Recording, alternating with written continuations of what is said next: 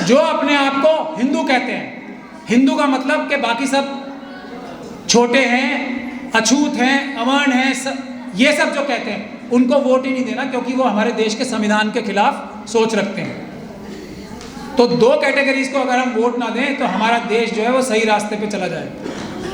और ये हिंदू राष्ट्र बनाने का जो इनका सपना है ना, वो नेस्तो नाबूद 2 मिनट में हो जाएगा, 2 चुटकियों में हो जाएगा। आप लोग ऐसा सोच रहे हैं कि ये हिंदू राष्ट्र बना के कोई बहुत बड़ा कारनामा अंजाम देने वाले हैं। ये सारे हिंदू राष्ट्र बनाने वाले, सारे मनुस्मृति के मानने वाले, चाइना और पाकिस्तान का जो एक्सिस बन रहा है ना, उसके गुलाम हैं, उसके हाथों बिके हुए हैं। मैंने इस पर बहुत डिटेल में अपनी वीडियोस भी जारी की हैं, आप लोग वो देख सकते हैं। उसका लेटेस्ट एग्जाम्पल अभी है जो ये अडानी का कांड हुआ है अभी, ये लेटेस्ट एग्जाम्पल है उसका।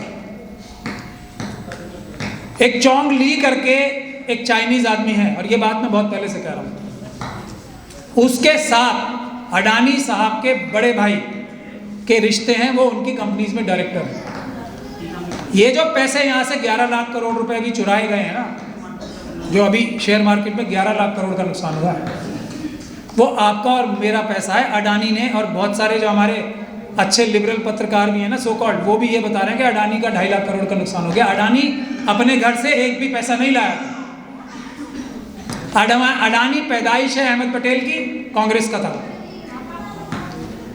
और बाप है वो इन दोनों का, मतलब मनी बाप या बेटा, जो भी समझ ले, ये रिश्ता है बुके ये अडानी का और मोदी और अमित शाह का।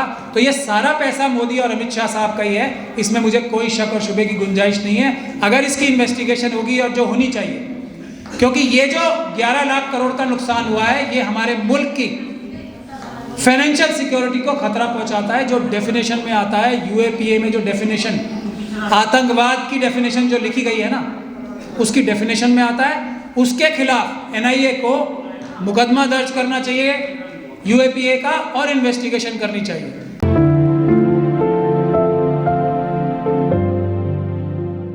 मुसलमान हूँ, हमारा मज़हब जो बहुत सारे लोग बैठे हैं और बोलते हैं ना कि हमारे 5 फ़र्ज़ हैं, नमाज पढ़ना, रोज़ा रखना, ज़कात देना, हज जाना। ये सब हमारे ज़ाती फ़ायदे के लिए हैं, इससे हमें फ़ायदा होता है एक मुसलमान को। मैं समझाने के लिए बता रहा हूँ जो मैं समझता हूँ इस्लाम। लेकिन अल्लाह ताला ने जो हर एक मुसलमान की, जो ईमान वाला कहता है अपने आप को, जो जिम्मेदारी लगाई है, वो है इंसाफ और बराबरी के लिए काम करना। और इंसाफ बराबरी सिर्फ मुसलमानों के लिए नहीं, सबके लिए। जो मेरे फ़राइज़ हैं वो मैं अपने फ़ायदे के लिए करता हूँ, अपने ज़ाती फ़ायदे के लिए। अल्लाह ताला को कुछ नहीं है इससे, उसका कुछ फ़ायदा या नुकसान नहीं होने जा रहा है। मैं रोज़े रखूँ, नमाज पढ़ूँ, कलमा पढ़ूँ या नहीं पढ़ूँ, अल्लाह ताला को क्या फ़र्क पड़ने वाला है।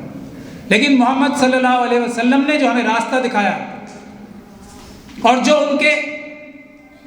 उनकी सुन्नत, यानी कि उनके जो कारकर्दियाँ थी, वो हमें जो सिखाया है, वो ये है कि हम इंसाफ और बराबरी के लिए, सबके लिए जद्दोजहद करें। वही मुसलमान है, वो इस्लाम और अल्लाह का सही मैसेज फॉलो कर रहा है। वरना अपने फ़ायदे के लिए तो मैं हज, रोज़े, नमाज, कलमा पढ़ता ही हूँ। ज़कात से भी हालांकि माशरे का भी फ़ायदा है, लेकिन मेरा भी फ़ायदा है ना, मुझे जन्नत मिलेगी।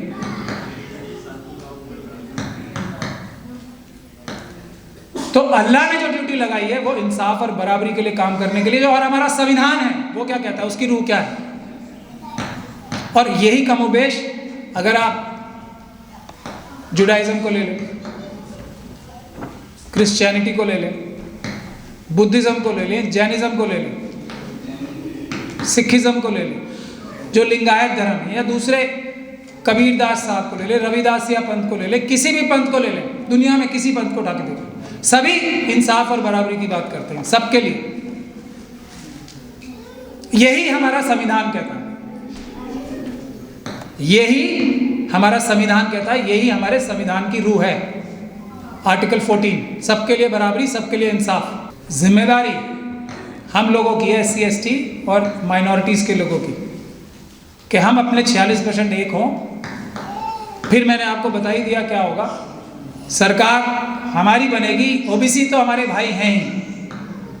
आज बहुत सारे जो OBC के इंटेलेक्चुअल्स हैं वो तो इस बात को बखूबी समझ चुके हैं, और जो हालात आज आपके सामने है उसका नतीजा आप लोग देख ही रहे हैं कि अभी कल भी कुछ OBC के समाज के लोगों के खिलाफ अभी 3-4 दिन पहले ही वो FIR कराई है और अरेस्ट कर लिया उन्हें। वो लोग ने मुझे कांटेक्ट किया, जल्दी हम उनकी बेल भी कराएंगे।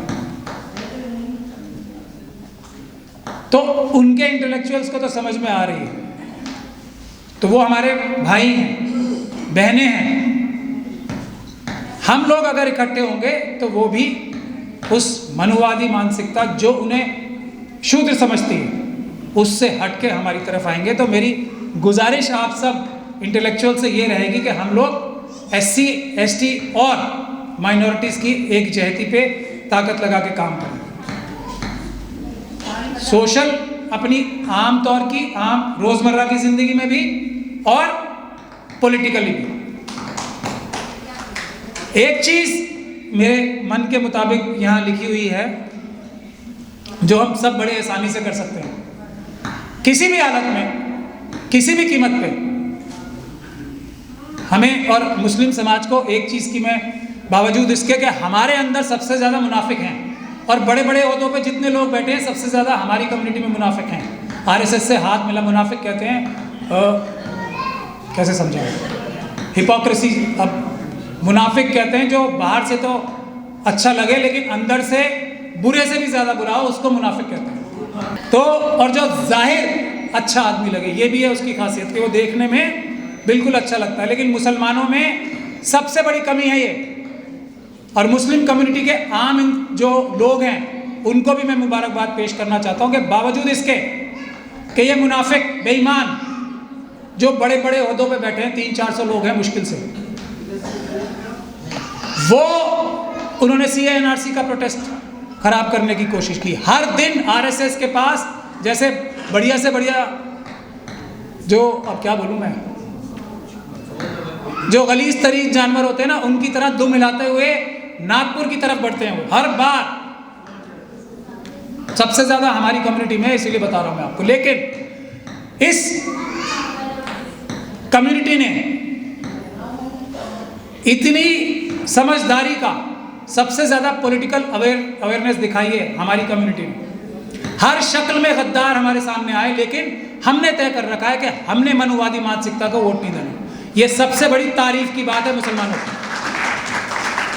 हर तरह की साजिश हो रही है कि तुम्हें मारा जाएगा, पीटा जाएगा, डराया जाएगा, तुम्हारी मस्जिदें छीन ली जाएंगी वरना बीजेपी को वोट देने लगो। डर जाओ, नहीं डर रहे। हमने अपना नहीं, देश का दुश्मन तय कर रखा है मुस्लिम कम्युनिटी ने कि ये मनुवादी सोच जो है ये हमारे देश को खत्म करके हिंदू राष्ट्र बनाना चाहती है। हम इसे वोट नहीं देंगे। हालांकि मैं ये आपको बात बता दूं कि RSS वाले, मनुवादी मानसिकता वाले मुसलमानों से साजिश करके हमसे कोई एकता बनाना चाहते हैं, मैं ये भी बता रहा हूं आपको। लेकिन हमसे बड़ा गंदा और घिनौना कोई कम्युनिटी नहीं होगी अगर हम अपने SC ST भाइयों को छोड़ के इन मनुवादी गद्दारों के साथ जाएंगे। बात भी करेंगे तो हम पे हराम है, और जो बात करते हैं उससे अंदाजा लगा लो, जो उनसे बात करते हैं वो मुनाफिक हैं, वो इस्लाम के खिलाफ है, वो देश के खिलाफ है, वो देश के गद्दार हैं। क्या बात कर रही है उनसे? ये इतिहास बता रहा है, हमारा इतिहास, कि हमने इंसाफ किया हमेशा, मुसलमानों का नहीं। जहाँ जहाँ SC ST OBC माइनॉरिटीज़ के हाथ में जितनी भी ताकत आई है उन्होंने हमेशा इंसाफ करने की कोशिश की। तो बेईमानी कौन कर रहा है? बेईमानी का मैंने एक सुप्रीम कोर्ट में केस भी आर्ग्यू किया था बहुत डिटेल में, वो कि एक रिजर्वेशन वाला, मैंने उसमें ये आर्ग्यू किया था, और वो केस हमने रिजर्वेशन जो प्रमोशन होती है ना, वो कुछ सालों के लिए रुकवाई थी 2011 में बहस करके।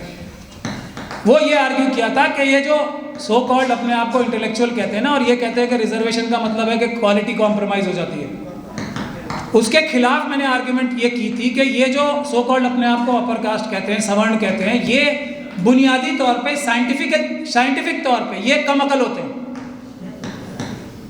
और उसका सबूत मैंने ये पेश किया था कि हमारे मुल्क में 90 से 95% जो पोस्ट हैं वो कौन कौन बैठा है उन पे, और नतीजा क्या है उसका, अंजाम और नतीजा क्या है। हमारा देश ह्यूमन इंडाइस पे आप कोई भी सर्वे उठा के देख लो, 200 मुल्कों में 145, 50, 170 गरीबी हो या कोई भी हो, पढ़ाई लिखाई, हेल्थ केयर, कुछ भी है कि नहीं है।